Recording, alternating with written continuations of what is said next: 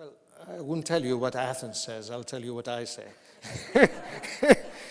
And this is, of course, I mean, Ivan has a point when he talks about political stability in Germany, to a large extent in contrast to what happens in many other European countries. But political stability is also a function, remember, of economic success. Nothing does better for political stability than economic success.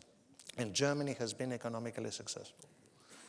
But economic success in Germany is also dependent on what happens in the rest of Europe, okay? Now, one of the problems I have with the debate that the way it has evolved in Germany is that the crisis, especially in the beginning, was presented in terms of good people and sinners. So sinners have to be punished, okay? And gradually people began to realize that if we take, for example, the crisis we've been experiencing of the crisis of the Eurozone, there are three different dimensions to the crisis.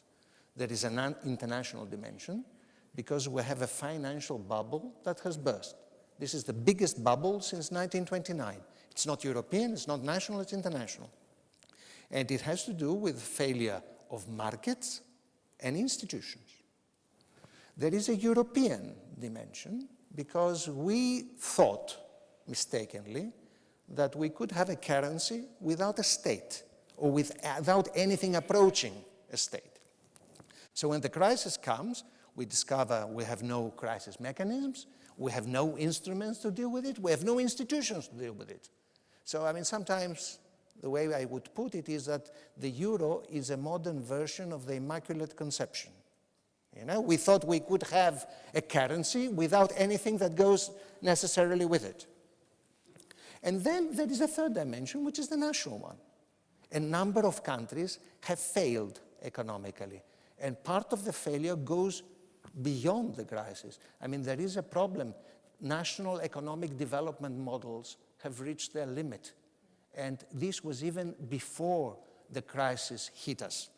So we are faced with this multiple dimension problem, and in Germany people thought that it was individual country problems. First they thought it was fiscal profligacy, it was the Greeks, but then you discover it's the Irish, and then you discover that the Irish problem gets German banks involved, and then the story gets very complicated. And I don't think people have tried to explain sufficiently to the German public what the problem is. Unless you understand that, it's very difficult to propose solutions. Lassen Sie uns nicht länger über das Problem reden. Lassen Sie uns mal versuchen, über die Lösungen zu reden. Wo würden Sie hinschauen, wenn Sie nach Lösungen suchen? Well, if we concentrate on Germany, of course, under German leadership, because there is German leadership in the European Union in recent years, we have avoided the worst.